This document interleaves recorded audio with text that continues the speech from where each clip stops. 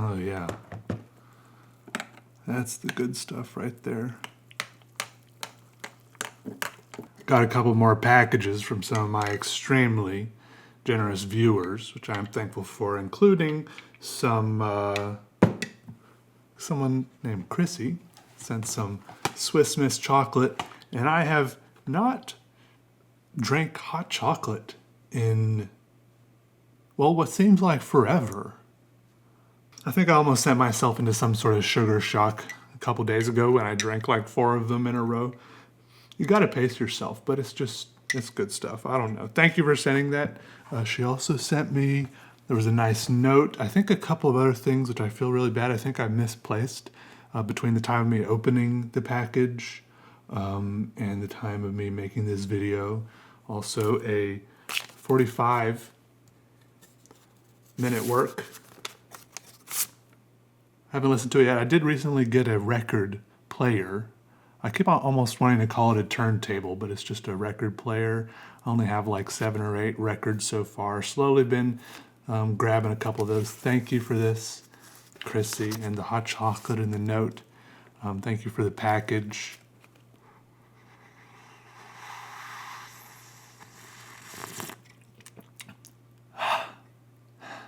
This is good. All right, another thing I got, someone named Camel Drags sent me a package with this cool little guy. Check it out. Boop. It's like a 3D lamp of a camel, and it changes colors.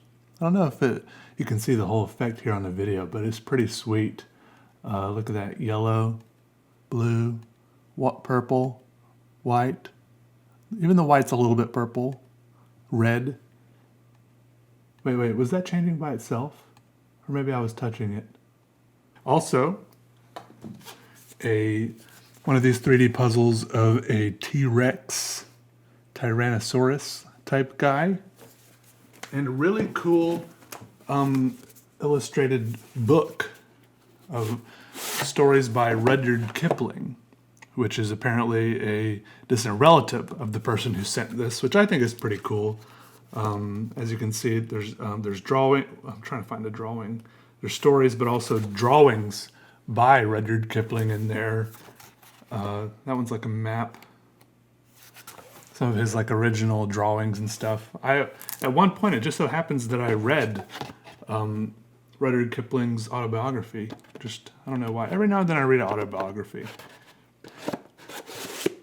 Also, Chrissy sent this thing.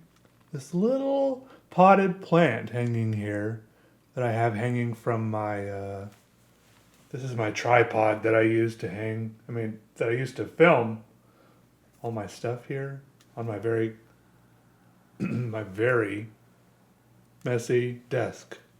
Also, look at all the cameras I have pointing at me right now. 1, 2, am I here? Am I in this camera? Why isn't it? Autofocus is off? Wait, there I am. Hello, everybody. I see you. And then I'm also over here. Everybody.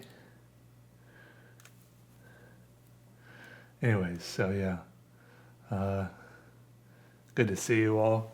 Yeah, but I like this plant because I can, it's fake. So I don't have to water it. And it'll never die. Because what is dead may never die.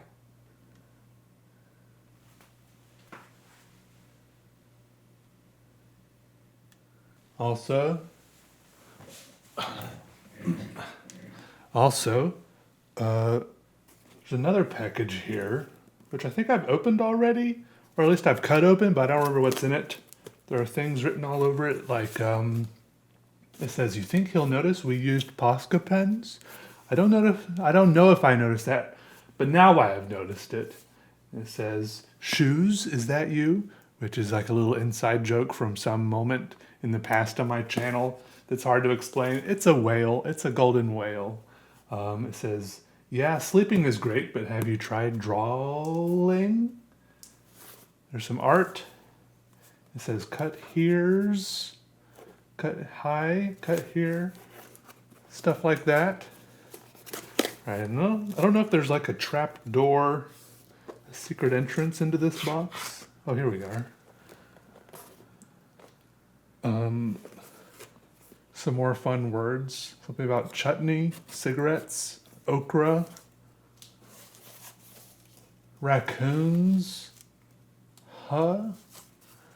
I don't understand it all. It says, Dear Peter, Dear Reverend Dr. Peter Delagdish Esquire, enjoy this weird care package. Instagram Larry the Landlord Llama, aka Henry. Oh yeah, this is what happened. I opened this and then saw that this was on the inside and then closed it again so that I could open it now. That's what happened. Item number 1 seems to be a lion.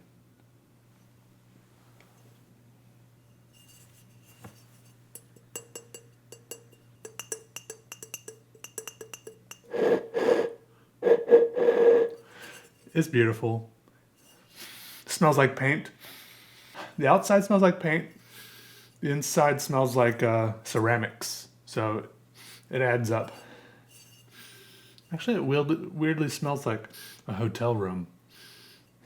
It's beautiful.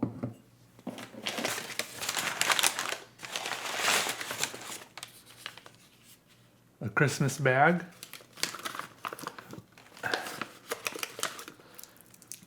Christmas canes.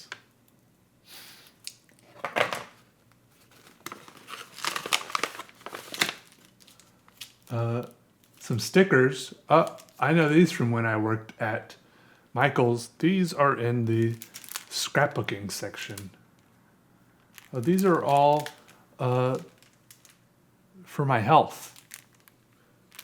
We've got pills, a syringe, alcohol prep pads, a stethoscope, a thermometer, another stethoscope. Oh no, it's a stethoscope and one of those things for telling how hard and fast your heart is beating, whatever those are called. A little nurse's cap, a little nurse's badge, some other pills. This is for re-gifting right here. Whoa. We have here a 50, what is that? Oops. What currency do they use in Italy? A lira or something? It says Republic Italiana. Here's heads. And there, my friends, is tails. Wow. Here we have some sort of pretty stone. I like those cracks in there. That's gorgeous.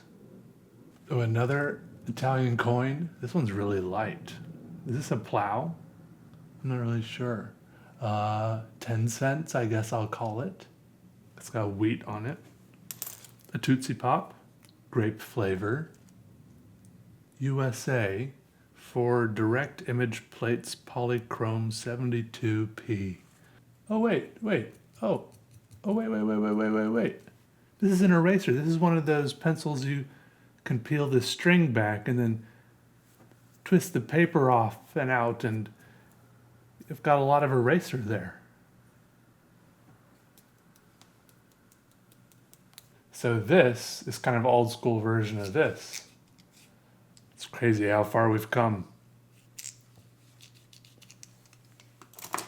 And then, last of all, this big boy jumbo pen.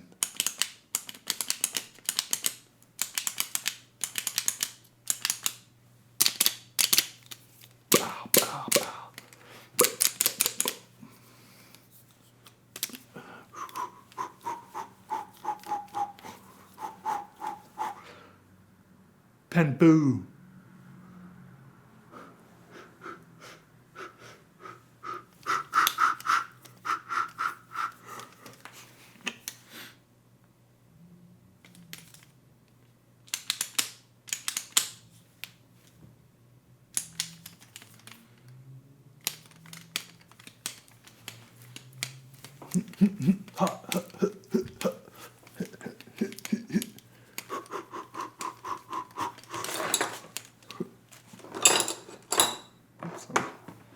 Oh, there's a note here. It says that the Tootsie Pop is actually from Goulet pens, so it was regifted to me. Oh, hey, I'll take it.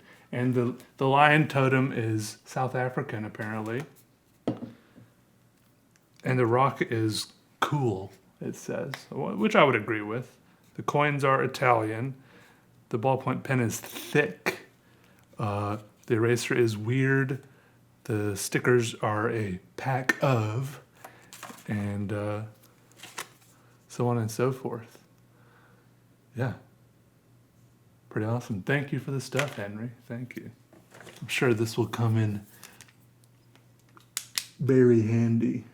After all, it is pocket size if you've got those Jinkos on. Hey, let me try this out. Let's see if it works. Test. It works great. It's blue. It doesn't. What? Why? I can't. I can't spell blue. Let me try again. Okay. Let me redeem myself. All right, something else we have today here is this very tiny sketchbook. Check that out. It's very small. And this is handmade, all tied together. It's got like little loops that holds it together. Look at that. I don't even know how to untie this. It's like some sort of Gordian knot. So I just kind of slip this over there, and then it opens up. And then, yeah, it's got like, look at it. It's like nice custom binding right there. And it's got, I think when the person sent this to me quite a while ago, this is made by McTavish, handmade. Yes, McTavish. Wait, I have another one by them. Also, this one. This one has like a cool hinge clasp on the front here. Look at that. McTavish. Handmade in Scotland. Look them up. Oops. And if you take that out, it opens up. And there's like this cool map in here with the binding.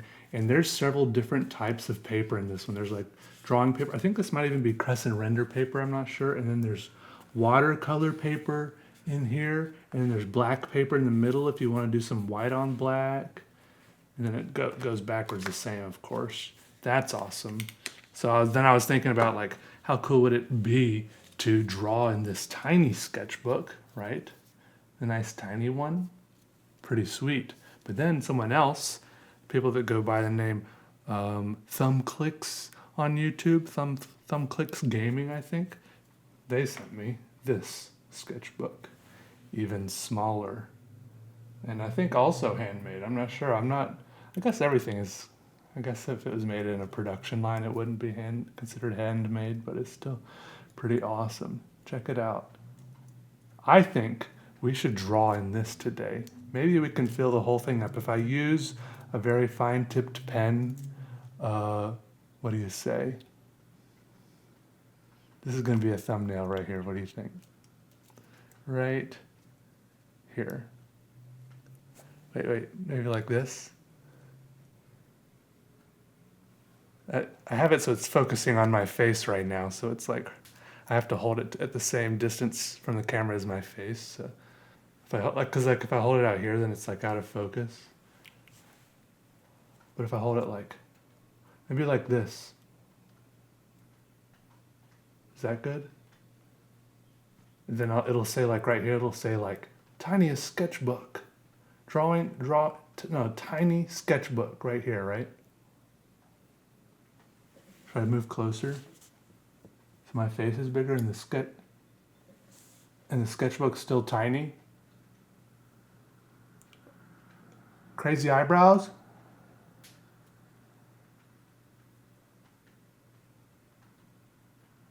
There we go. Right there.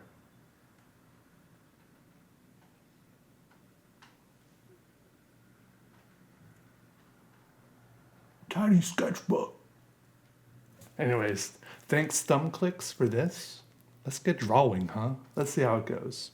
This is a story about a small group of friends that found themselves dealing with some backlash when it became publicly known that they were undertaking large-scale efforts to push all the water on one side of the Atlantic over to the other side. This group, led by the now infamous Doug Orwell, was founded in 1994 under an entirely different premise, that of establishing fair wages for people working in a place that isn't open anymore.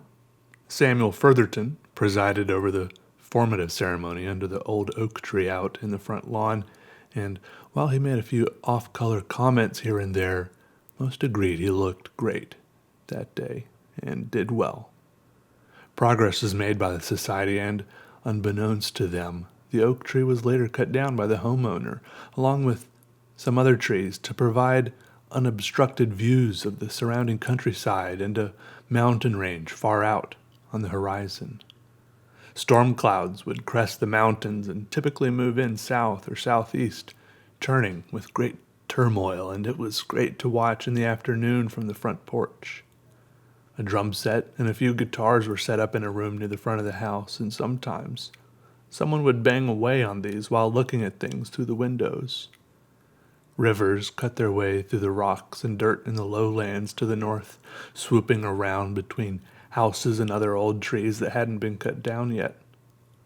One of these houses, a few miles out, was the unofficial headquarters for the SOS, or Sons of Sons Guild, some men who gathered to discuss and sympathize about the business and lifestyle difficulties of having fathers who also had fathers. This was Jeff Swinson's mother's living room, and they met here today since it was a Thursday afternoon, 2 of them on one couch and 3 on the other, both couches with afghans draped over them and doilies on the fireplace mantel on which some framed family photos rested. "I talked to my dad for the first time in a few days today," Ronnie was saying. Jeff was in the middle of complaining about how he didn't like casually standing next to his father, because he noticed they both had the same stance, and he couldn't help pocketing his hands the exact same way. It was the most comfortable way to stand, but it was becoming painfully obvious to him that despite all his efforts, he was turning into his dad. Next door, there was an empty house that had been on the market for over 4 years now. The realty agency had lost the paperwork on it somehow and hadn't been showing it to anyone. The next house over was a lousy shade of yellow, and Mary Parsnip, who lived there, really enjoyed it. She had nothing growing in her garden and a hatchback in the driveway. She was also thinking of forming a secret society, or really any sort of group based around something she was interested in, but she couldn't think of anything she was interested in, and she felt like maybe she wasn't good enough at acronyms to come up with a cool name for it. The town they all lived in had been incorporated in 1876 and named after a local photographer who gained some level of notability for her photos of corners, pictures of the ground, and 2 walls meeting. Considered revolutionary at the time, she had many, many gallery showings and published over 17,000 photos of corners before her death just after the turn of the century, when the town made the first day of each month a mandatory holiday, calling these Corner Day, as it was said that this was when you turn the corner into a new month. At first, there were parades with horse-drawn floats and the high school marching band, and the entire police force in a set of what they called their Corner Day Parade Blues, all interspersed and marching along with them, swinging loaded rifles about and through the air. As the years went by, however, the enthusiasm waned, and the uniforms became less polished, and the holiday sales at the corner store were only 5 or 10% off, and no one really showed up anymore, as people realized a compulsory monthly holiday was better spent on the front porch with a cold beverage, or maybe down at the local corner pub, which was doing very well until it burned down 100 years later when someone tried to catch a bottle rocket between their feet from across the room on a dare. The mayor was also the governor, and also the pub owner, which was something that was seen as an efficient use of a person then, up until he did his best to ban everything flammable from the county. All fireworks and any sort of firecracker or black powder were banned, as well as matches, dryer lint, rubbing alcohol, high-proof drinking alcohol, non-dairy creamer, gasoline, linseed oil, flour, and pine needles. Over the next 50 years, the town went through a roller coaster ride of economically crumbling, floundering, partial restructuring, and crumbling some more, before it settled where it is today, with a thriving community of gasoline and flour bootleggers.